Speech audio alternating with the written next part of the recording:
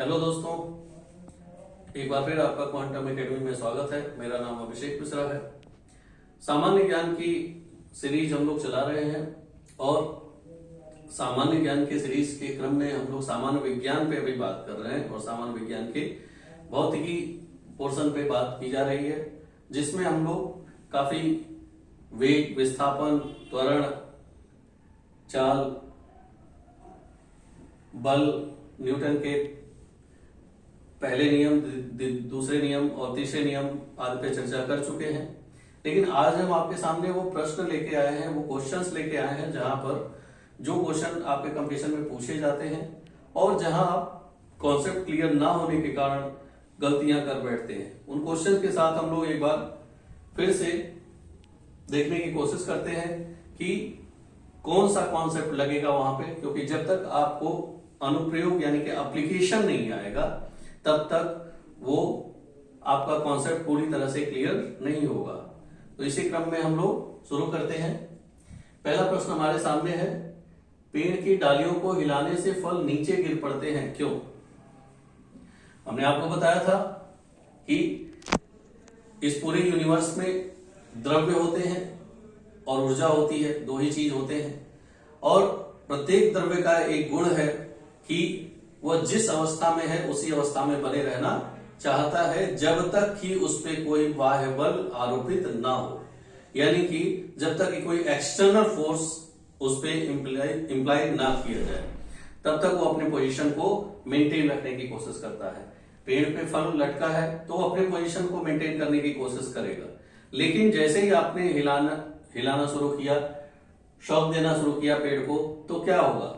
वहां पे आपने एक बाह्य बल लगाया और बाह्य बल लगाया तो पेड़ से फल नीचे गिर पड़ेगा, यानी कि पेड़ तो हिल जाएगा लेकिन फल जो पेड़ से डायरेक्ट यहाँ पे ब्रांचेस यानी कि डालियों से जो यहाँ पे जुड़ा होगा फल का पार्ट, वो तो मोशन में आ जाएगा, गति में आ जाएगा, लेकिन ये वाला पार्ट अपने द्रव्यमान के कारण जिस अवस्था में उसी अवस्था में रहना चाहेगा और इस कारण से एक तनाव उत्पन्न होगा यहाँ पे और इस तनाव के कारण ये टूटकर नीचे गिर जाएगा।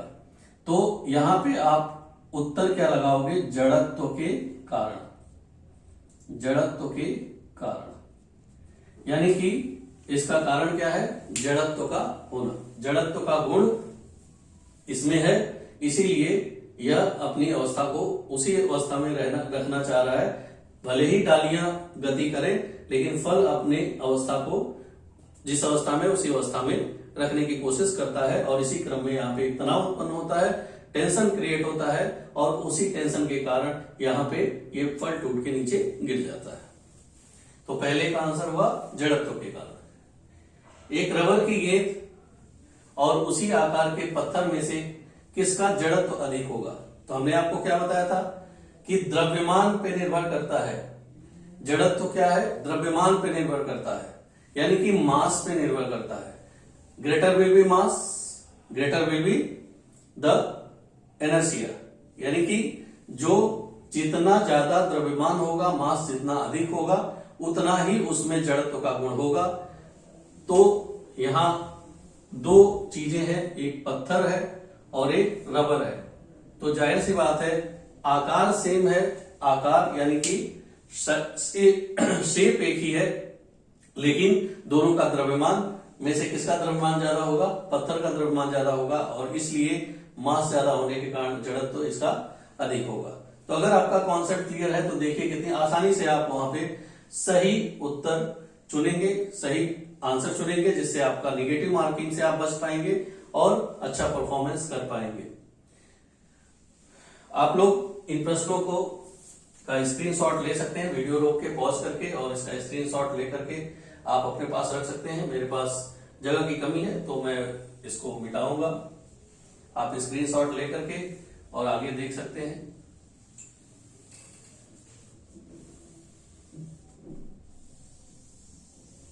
नेक्स्ट क्वेश्चन कहता है कि उस बल की गणना कीजिए जो एक कार का वेग विराम से 10 सेकेंड में 30 मीटर प्रति सेकेंड कर दे और कार का द्रव्यमान क्या है? 1500 किग्रा है, यानी कि क्या फाइंड आउट करना है? फाइंड द फोर्स, यानी कि फोर्स निकालना है जिसकी वेलोसिटी क्या है, एक कार है जो रेस्ट से मोशन में आ रही है, 10 सेकेंड में उसकी जो स्पीड है वो 30 मीटर पर सेकेंड हो जा रही है, और मास है कार का 1500 kg। तो आप देखिए ऐसे क्वेश्चन देखते ही बच्चे छोड़ देते हैं कि ये प्रश्न तो गणित का है, मैथमेटिक्स का है, फिजिक्स का है, ये हमको नहीं आएगा। और इतना आसान क्वेश्चन होता है जो आपके स्कोर को बढ़ा सकता है। देखिए मैंने आपको क्या बताया था कि फोर्स पूछ रहा है, तो फोर्स के लिए एक आपने पढ़ा था न्यूटन का लॉ। सेकेंड लॉ में हमने क्या किया था,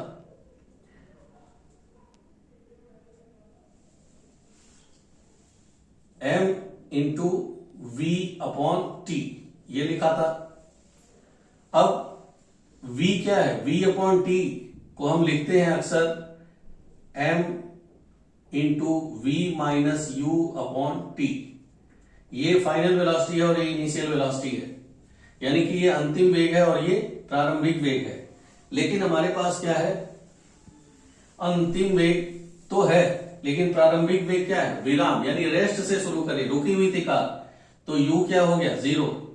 तो m v minus 0 upon T, और 0 किसी भी चीज में से घटाइए तो कोई फर्क नहीं पड़ता, m into v upon t, यानी कि फिर हमें यही फार्मूला मिल गया है। तो हम आपको समझाने के लिए इतना बता रहे हैं, अदरवाइज आपको हमने ये बताया हुआ है। आप यहां से सीधे सीधे वैल्यू पुट करिए, 1500 kg, m की वैल्यू, v की वैल्यू 30 मीटर पर सेकेंड, और सारे m के s सिस्टम में है तो कोई दिक्कत भी नहीं है, 10 सेकेंड में करता है। 10 0 से 0 कट गया, 15 से 3 का मल्टीप्लाई आपको आता है, ये हो जाएगा सीधे सीधे 4500। और क्या है, सबसे ज्यादा ध्यान रखना है आपको कि यूनिट क्या लगाएंगे, 4500 न्यूटन। वहां पे यूनिट के साथ भी वो लोग बदलाव करके आपको कंफ्यूज कर सकते हैं। और अगर न्यूटन नहीं देते तो क्या देते, आपको पता है क्या लिखना था, केजी मीटर पर सेकेंड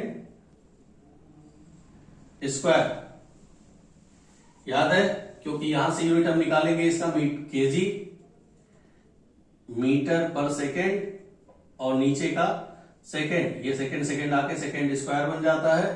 तो या तो 4500 न्यूटन देंगे या 4500 केजी इंटू मीटर पर सेकेंड स्क्वायर देंगे। और हम आपको फिर से रिकॉल करा दें, फिर से याद दिला दें कि 1 न्यूटन को हम लोग क्या कहते हैं, KG meter into second power minus 2 भी कहते हैं, या KG into meter upon second square भी कहते हैं। तो ऐसे यूनिट के साथ और बदलाव करके भी आपसे क्वेश्चन पूछा जा सकता है, कंफ्यूज किया जा सकता है, या डायरेक्ट ऐसे क्वेश्चन भी पूछे जा सकते हैं। देखिए बहुत आसान है और आप इससे अपना स्कोर बढ़ा सकते हैं, और ऐसे क्वेश्चन छोड़ के आने पे आप कंपटीशन से बाहर भी हो सकते हैं। तो देखिए बहुत ही आसान तरीके से आप नेगेटिव मार्किंग से बचते हुए अपने क्वेश्चंस को टैकल कर सकते हैं, केवल कॉन्सेप्ट क्लियर रखें। अगला क्वेश्चन है, दौड़ता हुआ व्यक्ति एकाएक ठोकर लगने पर आगे की ओर गिर पड़ता है, क्यों? बहुत ही फिर वही जड़त्व के कारण। जब ये पर्सन दौड़ रहे थे तो अचानक ठोकर लगी, किसी पत्थर से ठोकर लगी, तो इनका ये वाला पोर्शन तो रुक गया, लेकिन अपर पोर्शन अभी भी क्या है, मोशन में, गति में है। तो ये पोर्शन तो यही रह जाएगा, ये वाला पोर्शन क्या हो जाएगा, ये पोर्शन आगे ऐसे हो जाएगा, और ऐसे होने का मतलब आगे की तरफ गिर जाना। तो आप देख रहे हैं ये भी किसके कारण है, जड़त्व के कारण। तो इसका जवाब क्या होगा, जड़त्व, यानी कि इनर्शिया के कारण। लंबी कूद का खिलाड़ी, नेक्स्ट क्वेश्चन है, कूदने से पहले कुछ दूर दौड़ता है, क्यों? लॉन्ग जंप करने वाले जो प्लेयर होते हैं कुछ देर दौड़ते हैं, फिर उसके बाद लॉन्ग जंप करते हैं, तो क्या होता है, वो ये भी किसका रीजन है, जड़त्व के कारण, क्योंकि वो जिस अवस्था में है उसी अवस्था में बने रहना चाहेगा। यानी कि जब वो जंप करेगा तो मोशन में था, और वो मोशन उसको क्या करेगा, एक अतिरिक्त बल प्रदान करेगा, एक अतिरिक्त फोर्स प्रदान करेगा, जिससे कि वो ज्यादा से ज्यादा लंबी दूरी तय कर सके। तो लॉन्ग जंप के खिलाड़ी दौड़ते हैं इसलिए ताकि जड़त्व को मेंटेन कर सके, अपने जड़त्व को बनाए रखें और उस जड़त्व के कारण यानी कि इनर्शिया के कारण वो ज्यादा दूर तक जंप कर पाए। इस तरह से हम लोग इस क्वेश्चंस को आसानी से टैकल कर सकते हैं। बहुत ही आसान क्वेश्चन होते हैं ये, बहुत सिंपल क्वेश्चन पूछे जाते हैं। कॉन्सेप्ट क्लियर हो तो आप आसानी से लगा सकते हैं, कर सकते हैं। नेक्स्ट क्वेश्चन है 5 kg तथा 25 kg के दो बॉडीज हैं, पिंड है। बताइए किस पिंड में अधिक जड़त्व है, बताइए किस पिंड में अधिक जड़त्व है, किसमें इनर्शिया ज्यादा होगा। तो हमने अभी बताया था एक क्वेश्चन पहले भी कि मास पे डिपेंड करता है, द्रव्यमान पे डिपेंड करता है। तो ऑब्वियसली 25 kg वाले पे 25 kg का मास ज्यादा है 5 kg से, तो जिसका द्रव्यमान ज्यादा उस पर जड़त्व भी ज्यादा उसका। तो इसका मतलब क्या है, इनर्शिया किसका ज्यादा होगा, 25 kg वाले का। तो आप आसानी से ये ऑप्शन में लगा के और एक स्कोर बढ़ा सकते हैं। अगला है पदार्थ के संवेग तथा वेग के अनुपात से कौन सी राशि प्राप्त होती है। फिर वही क्वेश्चन आ गया और हमें डर लगा और हम छोड़ दिए, और वहां से हमारा पड़ोसी जिसका कॉन्सेप्ट क्लियर है वो अच्छे मार्क्स ले आकर सेलेक्ट हो गया। तो ऐसा नहीं करना, हम भी सवाल को लगाएंगे, क्वेश्चन को टैकल करेंगे। पदार्थ के संवेग तथा वेग के अनुपात यानी कि मोमेंटम एंड वेलोसिटी का रेशियो पूछ रहा है, उससे कौन सा क्वांटिटी मिलेगा हमें। मोमेंटम क्या होता था, P equal to m into v, हमने बताया था। मास और वेलोसिटी का जो प्रभाव होता है उसी को हम मोमेंटम कहते हैं, और सेकेंड लॉ यही है, लॉ ऑफ मोमेंटम भी कहते हैं उसको। तो m इंटू वी और v यानी कि वेलोसिटी का रेशियो ले लीजिए, तो m into v upon v, ratio का मतलब क्या होता है, अपॉन में लिख देना। तो ये भी v ये भी v, कट गया, क्या बचा m, और m मतलब क्या हो गया, द्रव्यमान, द्रव्यमान यानी कि मास। तो आंसर क्या हो जाएगा, मास। देखिए कितना आसान क्वेश्चन आपके सामने कंपटीशन में आया हुआ क्वेश्चन है ये, और पीसीएस लेवल पे क्वेश्चन पूछे जाते हैं, एसएससी लेवल पे पूछे जाते हैं, यूपीएससी लेवल पे पूछे गए क्वेश्चन ये सब है, जो आपको आसानी से आप टैकल कर सकते हो केवल कॉन्सेप्ट क्लियर हो तो। कारों में कैसा बम्पर होना चाहिए, जो आगे की तरफ बम्पर लगता है उसमें, ताकि कोलिजन हो यानी कि कार किसी चीज से टकराए तो कैसा होना चाहिए। अगर बहुत हार्ड होगा तो उसका जो इंपैक्ट होगा वो अंदर कार में बैठे हुए पर्सन पे भी आएगा। अगर बहुत हार्ड होगा तो यहां से कोई चीज टकराए तो सीधा सीधा जो मोमेंटम होगा वो बैलेंस इनको करने लगेगा। तो इसीलिए वो बम्पर क्या बनाया जाता है, थोड़ा फ्लेक्सिबल बनाया जाता है, जिससे कि जब ये आए इधर से कोई कोलिजन हो यानी कि अगर टकराए कोई चीज इसमें कार में तो थोड़ी देर टाइम ज्यादा लगे। और हमने आपको क्या बताया था, F equal to m v by t. Time को बढ़ा दीजिए, फोर्स क्या हो जाएगा, कम हो जाएगा। टाइम को बढ़ा दीजिए, फोर्स कम हो जाएगा, प्रभाव कम होगा, इस पे प्रभाव कम होगा, और उतनी देर में क्या होगा, यहाँ पे सिक्योरिटी बैग जो है वो खुल जाएगा और पर्सन सेफ रहेगा यानी कि सुरक्षित रहेगा। तो कैसा होना चाहिए बम्पर, फ्लेक्सिबल होना चाहिए, फ्लेक्सिबल होना चाहिए यानी कि लोचदार। ठीक है, हिंदी में लोचदार कहते हैं और इंग्लिश में कहते हैं फ्लेक्सिबल होना चाहिए। ठीक है, क्यों होना चाहिए, न्यूटन का सेकेंड लॉ एक्सप्लेन करता है, अभी बताया मैंने कि टाइम बढ़ा दीजिए तो प्रभाव कम होने लगता है, और उतनी देर में तो हमारे पास सिक्योरिटी बैग भी है वो भी खुल जाएगा और आप सेफ रहोगे। बल का व्यंजक किस नियम से प्राप्त होता है, बताया था मैंने, इक्वेशन किससे प्राप्त होता है, सेकेंड लॉ से। ठीक है, F equal to m into v by t, और इसी को हम लोग क्या लिखते हैं, F equal to m into v by t को A लिखते हैं एक्सेलरेशन यानी त्वरण। ठीक है, तो न्यूटन के द्वितीय नियम से यानी सेकेंड लॉ से, न्यूटन के गति विषयक तृतीय नियम को किस नाम से जानते हैं, यानी कि थर्ड लॉ को किस नाम से जानते हैं, एक्शन रिएक्शन लॉ से जानते हैं। ये तो सबको पता होगा, law of action and reaction के नाम से जाना जाता है। नेक्स्ट फिर से एक क्वेश्चन इस तरह से आ गया, परेशान हो जाएंगे, बिल्कुल परेशान नहीं होंगे आप। मेरा दावा है कि आपका क्वेश्चन अब गलत नहीं होगा। इस तरह से सभी टॉपिक हम डील करेंगे। साइंस जीएस के सभी पार्ट को धीरे धीरे बनाते रहेंगे वीडियो, और आप लोग उसको सब्सक्राइब, लाइक और शेयर करते रहिए, कमेंट जरूर करिए। और कोई भी डाउट हो तो आप हमसे संपर्क कर सकते हैं। हमारे नंबर लिखे हुए हैं, व्हाट्सएप कर सकते हैं 9555493381 पे या 01140224700 पे। हमारे दिल्ली ब्रांच से आप संपर्क कर सकते हैं और कोई भी डाउट क्लियर कर सकते हैं। 10 केजी द्रव्यमान के पिंड पर 5 न्यूटन का बल आरोपित करने पर कितना त्वरण उत्पन्न होगा? देखिए फिर से वही बात, अभी हमने बोला F इक्वल टू क्या होता है, M इंटू ए, यानी कि A क्या है, त्वरण है, M क्या है, मास है, F क्या है, फोर्स है। तो 5 न्यूटन, न्यूटन दे दिया, इसका मतलब क्या है, बल दे दिया। 5 यहां रख दीजिए, 10 किग्रा मास दिया हुआ है, 10 यहां रख दीजिए, और त्वरण पूछ ही रहा है।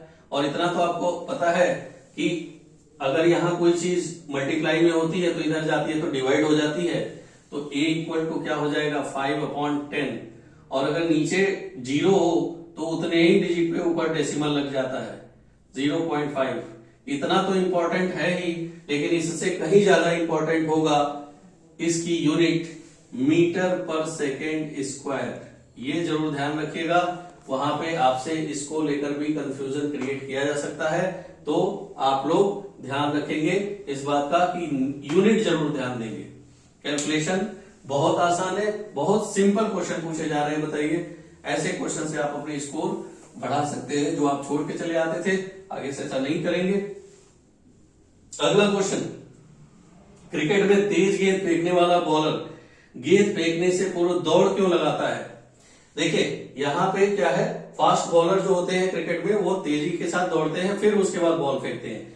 इसके पहले एक क्वेश्चन था कि जो लॉन्ग जंप वाला प्लेयर है वो दौड़ता क्यों है कूदने से पहले? तो वो तो इनर्शिया के कारण उसको उसी पोजीशन, क्योंकि वो खुद कूद रहा है।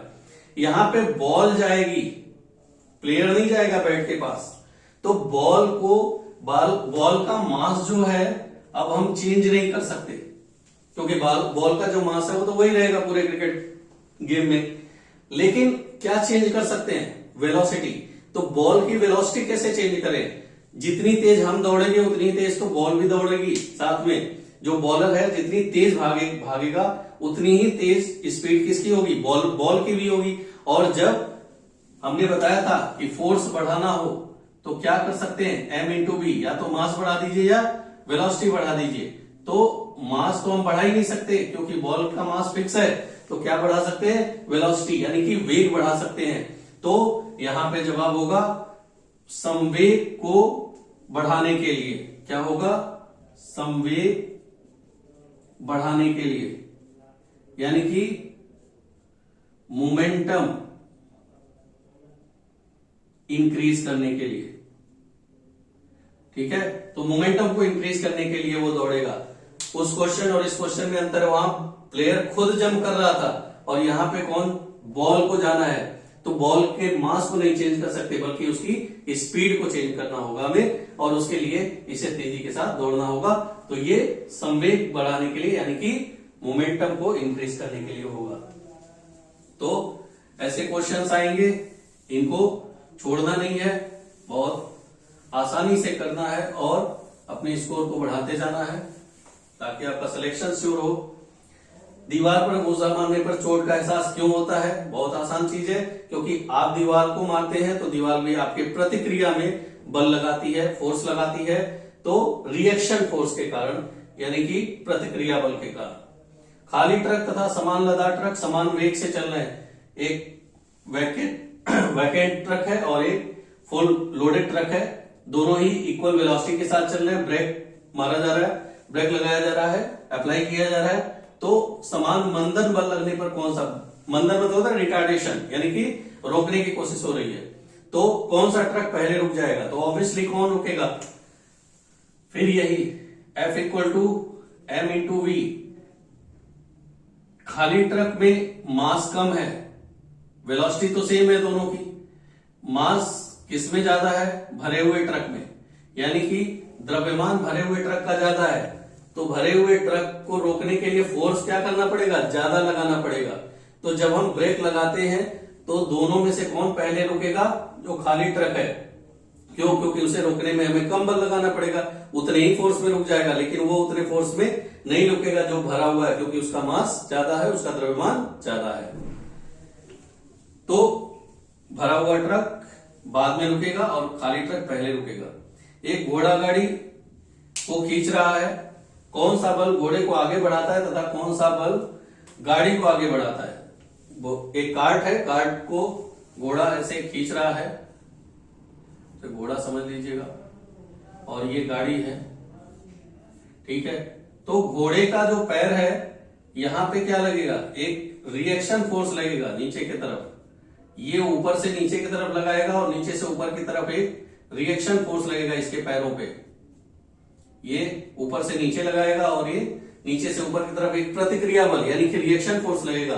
तो घोड़े के पैरों में प्रतिक्रिया बल लगेगा और गाड़ी पे खिंचाव बल, घोड़ा इसको खींचेगा यानी कि पुल फोर्स लगेगा। तो इसका आंसर होगा घोड़े के पैरों पे खिंचाव बल, प्रतिक्रिया बल, रिएक्शन फोर्स तथा गाड़ी पे पुल फोर्स यानी कि खिंचाव बल के कारण। Reaction force on the leg of, on the foot of horse and pull force on the cart, ठीक है। इन दोनों फोर्स के कारण ये आगे बढ़ेगी। और लास्ट क्वेश्चन है कि कील को गहरी गाड़ने के लिए हथौड़ा भारी होना चाहिए, क्यों। अभी फिर से वहीं पे है, मोमेंटम के कारण। अगर आप हथौड़ा भारी रखते हैं यानी कि मास को बढ़ा देते हैं तो वेलोसिटी कम भी होगी तो भी फोर्स ज्यादा लगेगा।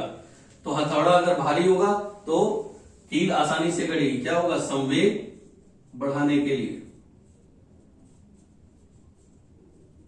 यानी कि मोमेंटम इंक्रीज करने के लिए। और मोमेंटम इंक्रीज होगा तो फोर्स इंक्रीज होगा, बल इंक्रीज होगा तो आसानी से कील अंदर चली जाएगी, यानी कि फोर्स लगाना होगा। तो ये कुछ सवाल थे, कुछ क्वेश्चंस थे जिनको हम पिछले टॉपिक से रिलेट करके बताया कि कैसे अगर आपका कॉन्सेप्ट क्लियर था तो आप आसानी से इन क्वेश्चंस को टैकल कर पाते और अपने स्कोर को बढ़ा पाएंगे। इस वीडियो को ज्यादा से ज्यादा लाइक और शेयर करें और आगे के क्रम में हम लोग ग्रेविटेशन यानी कि गुरुत्वाकर्षण के कॉन्सेप्ट को समझेंगे और आपको फिर उसका लाभ दिलाने की हम कोशिश करेंगे। आप सभी का धन्यवाद।